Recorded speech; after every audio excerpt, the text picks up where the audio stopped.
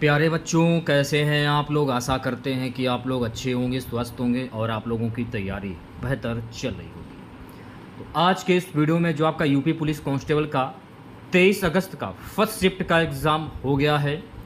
23 अगस्त first shift में पूछे गए सभी क्वेश्चंस इस वीडियो में डिस्कस करेंगे, तो इस वीडियो को पूरा ज़रूर देखिए। वीडियो अच्छा लगे तो प्लीज़ वीडियो को लाइक और शेयर ज़रूर करें, और जो भी हमारे नए बच्चे हैं, जिन बच्चों ने चैनल को सब्सक्राइब नहीं किया है, तो प्लीज़ चैनल को सब्सक्राइब करके नोटिफिकेशन बेल ऑन करना ना भूलें। तो सबसे पहले हम लोग हिंदी के आंसर की देख लेते हैं कि हिंदी में कैसे क्या प्रश्न पूछे गए हैं। चैनल पर नए हैं, सब्सक्राइब नहीं किया है तो तुरंत चैनल को सब्सक्राइब करें। तो पहला क्वेश्चन देखिए, पूछा गया था, एक और अजग रही लखी एक और मृग राय, विकल बटोही बीच ही पर्यो मूर्छा खाए। इन पंक्तियों में कौन सा रस है? करुण रस, रौद्र रस, भयानक रस या वीर रस? तो इसमें हो जाएगा भयानक रस। ऑप्शन नंबर सी जो है ये बिल्कुल सही हो जाएगा। अगला प्रश्न देखिए, पूछा गया, निम्नलिखित में से कौन सा शब्द अलंकार नहीं है? श्लेष, रूपक, अनुप्रास या यमक? कौन सा शब्द अलंकार नहीं है? तो रूपक जो है ना, ये शब्द अलंकार नहीं है। तो ऑप्शन नंबर वी जो है ये बिल्कुल सही हो जाएगा। नेक्स्ट क्वेश्चन, जब दो व्यंजन एक साथ मिलते हैं तो उन्हें क्या कहते हैं? जब दो व्यंजन एक साथ मिलते हैं उनको क्या कहा जाता है? उनको कहा जाता है संयुक्त व्यंजन। तो मैंने आप लोगों को बताया था कि संयुक्त व्यंजन के अंतर्गत कौन कौन सी चीज़ें आती हैं। तो छत्रक ज्ञा, शाह जैसे कि हो गया, त्रात त्रिशूल हो गया, और ज्ञा से ज्ञान हो गया। ठीक है, ये संयुक्त व्यंजन के अंतर्गत आते हैं, ये आपको ध्यान में रखना है।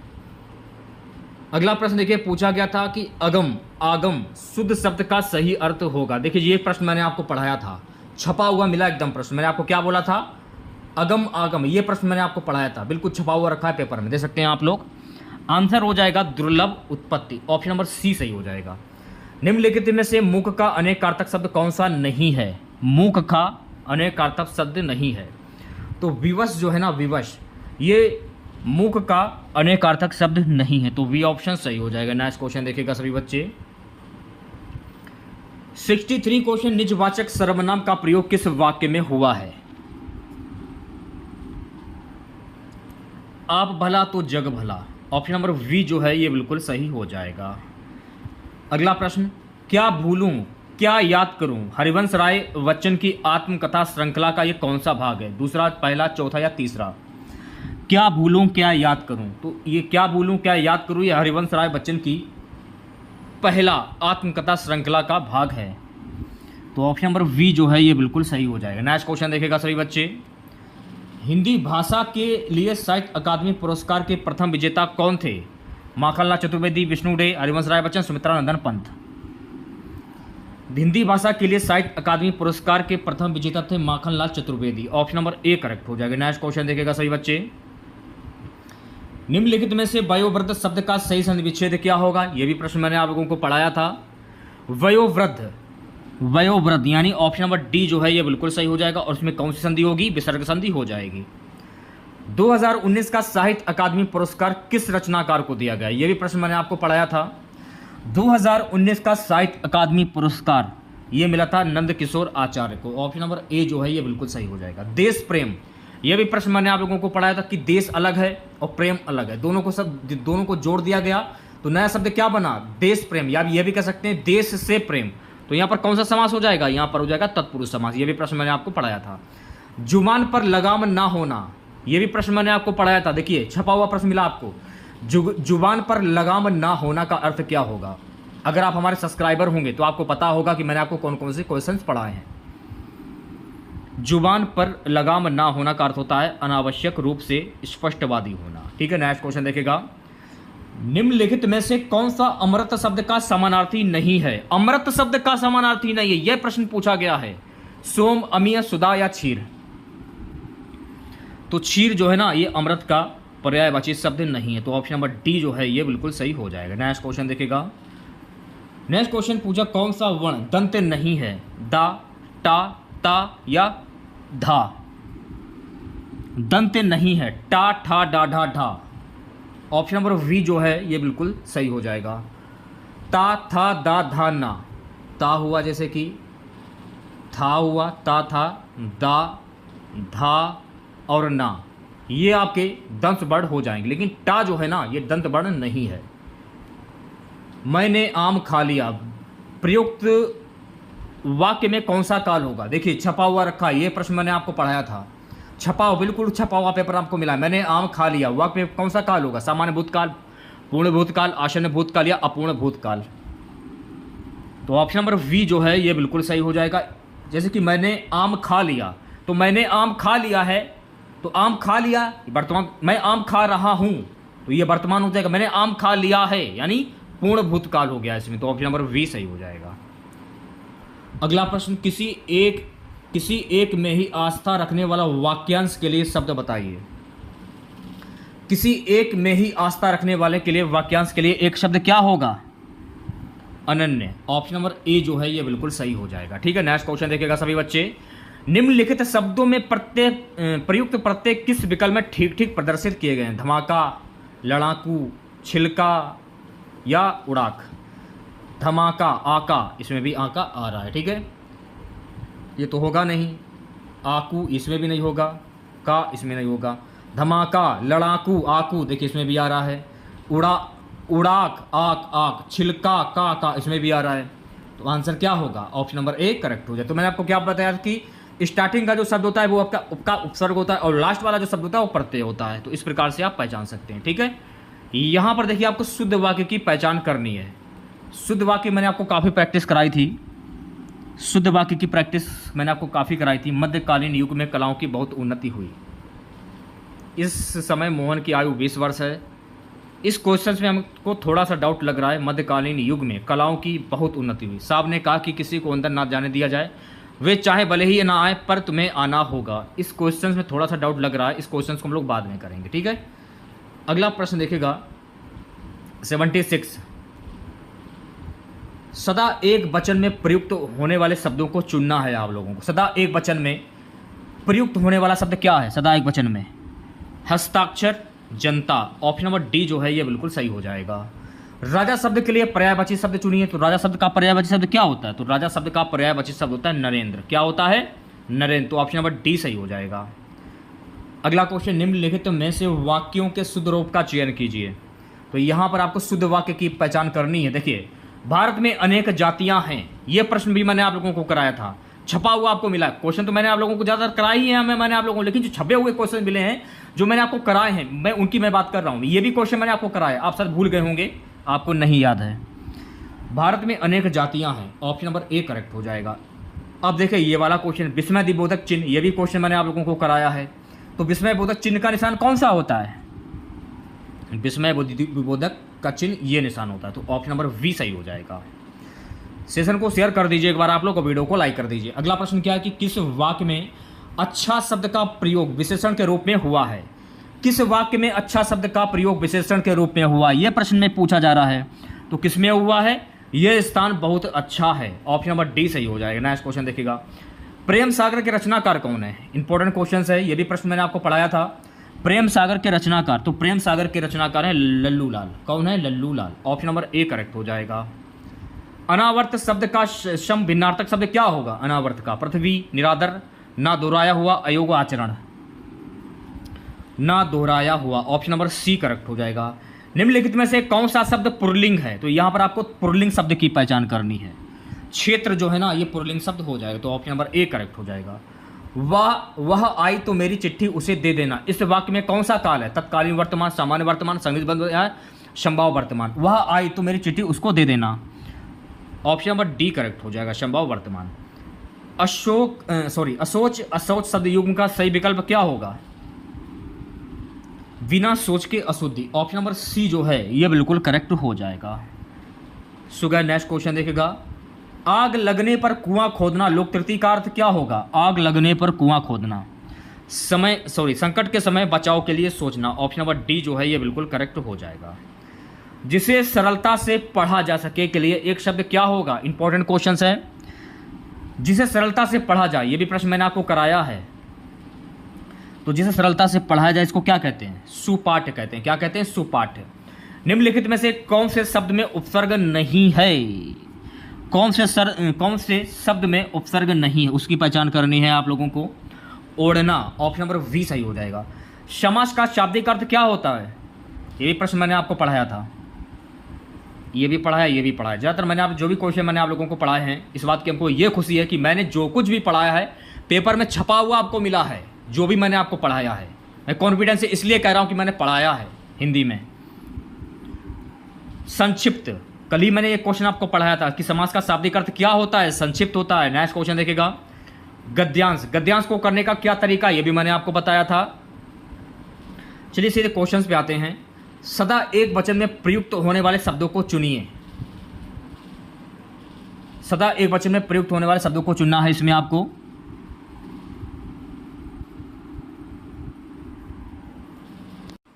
ये नीचे ऊपर हो गया है, सीधे गद्यांश की ओर बढ़ते हैं। ये रहा गद्यांश और ये रहे क्वेश्चंस। आधुनिक मानव विकास को सर्वांगीण नहीं कहा जा सकता क्योंकि साहित्य, धर्म, कला आदि मानव चेतना से निर्वासित। तो ऑप्शन नंबर ए जो है ये बिल्कुल सही हो जाएगा। ठीक है, नेक्स्ट क्वेश्चन देखिएगा। अणु विस्फोट को मानवतावादी की मर्यादा देना तभी संभव है जब व्यक्ति की क्षुद्रता को राष्ट्र की क्षुद्रता ना बनने दिया जाए। सी ऑप्शन जो है सही हो जाएगा। आज का मानव अपने व्यक्तित्व और अस्तित्व के प्रति इसलिए शांकुल है, इसलिए वह विज्ञान की विसंधक शक्तियों से भयभीत है। ऑप्शन नंबर ए जो है ये बिल्कुल करेक्ट हो जाएगा। नेक्स्ट क्वेश्चन देखिएगा, हमारी विज्ञानाधृत शिक्षा की सर्वाधिक महत्वपूर्ण देन क्या है? जीवन के एकांगी विकास, जीवन का एकांगी विकास। ऑप्शन नंबर ए करेक्ट हो जाएगा। मानव जीवन को भस्मासुर बनने से कैसे रोक सकता है? तो मानव जीवन के भस्मासुर को बनने से कैसे रोका जा सकता है? नैतिक आत्मिक मूल्यों को विकसित करके। ऑप्शन नंबर डी जो है ये बिल्कुल करेक्ट हो जाएगा। चलिए अब बढ़ते हैं जीके के क्वेश्चंस की ओर। जीके में कैसे क्या प्रश्न पूछे गए तो चलिए देख लेते हैं। अगर आप लोगों को वीडियो अच्छा लगे तो प्लीज़ वीडियो को लाइक कीजिएगा, शेयर कीजिएगा। चैनल पर नए हैं, अगर चैनल को अभी तक सब्सक्राइब नहीं किया है किसी भी बच्चे ने तो तुरंत चैनल को सब्सक्राइब करें। जीके का प्रश्न देखिएगा सभी बच्चे। जीके का प्रश्न है कि द स्कारलेट लेटर किसने लिखा है?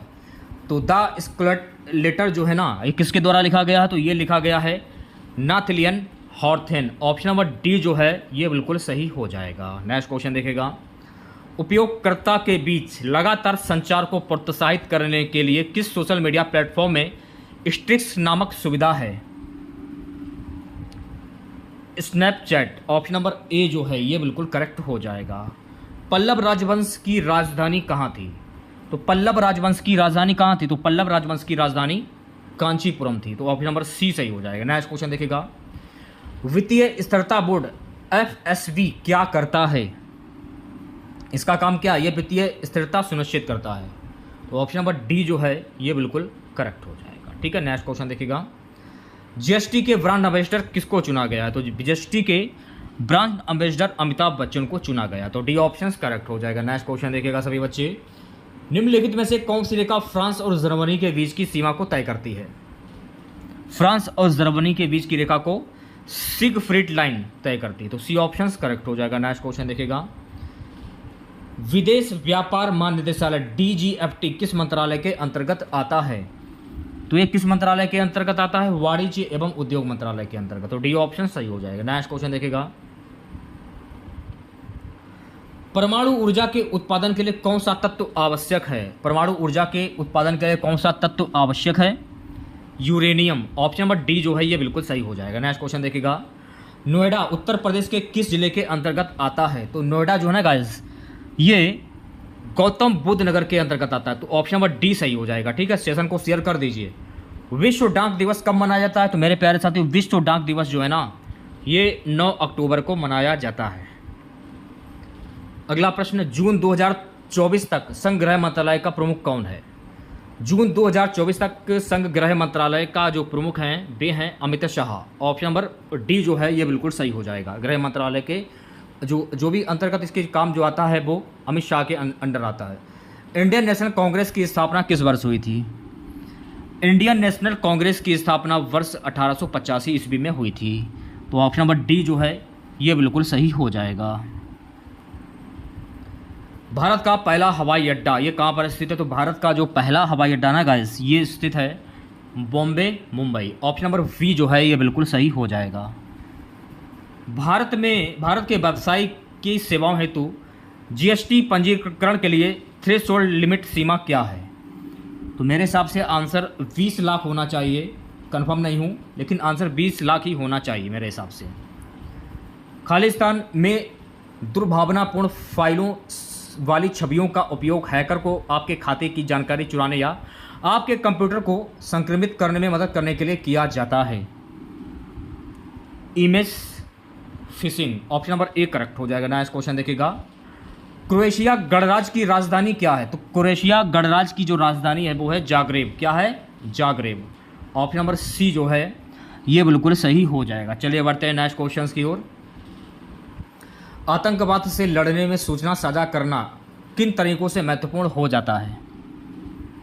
यह अधिकारियों को संभावित खतरों को अधिक तेजी से पहचानने में सहायता करता है। तो ऑप्शन नंबर सी जो है ये बिल्कुल करेक्ट हो जाएगा। नेक्स्ट क्वेश्चन देखिएगा, भारत के किस पड़ोसी देश को थंडर ड्रैगन की भूमि के नाम से जाना जाता है? भारत के किस पड़ोसी देश को थंडर ड्रैगन की भूमि के नाम से जाना जाता है? भूटान। ऑप्शन नंबर वी जो है ये बिल्कुल करेक्ट हो जाएगा। नेक्स्ट क्वेश्चन देखिएगा सभी बच्चे, निम्नलिखित में से कौन सा सोशल मीडिया प्लेटफॉर्म नहीं है? गूगल जो है ना, गूगल ये सोशल मीडिया प्लेटफॉर्म नहीं है, तो ऑप्शन नंबर वी सही हो जाएगा। नेक्स्ट क्वेश्चन देखिएगा, निम्नलिखित में से किस प्रकार का प्रदूषण संवर्ग त्वरित यूट्रेस्टिफिकेशन है? तो वी ऑप्शन जो है ये बिल्कुल सही हो जाएगा, जल प्रदूषण। 1946 के विमुद्रीकरण के दौरान आरबीआई के गवर्नर कौन थे?